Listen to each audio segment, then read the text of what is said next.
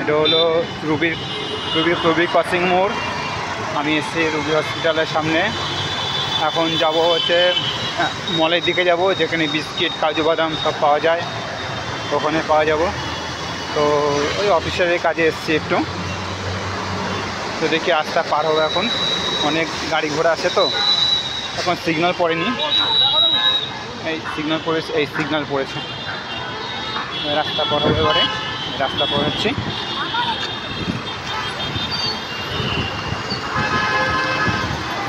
রাস্তা পার হচ্ছি, রাস্তা পার হচ্ছি। প্রচুর গাড়ির ভিড় চাপ। এখন দুপুরবেলা তাতে কী হয়েছে, প্রচুর ভিড়ের চাপ।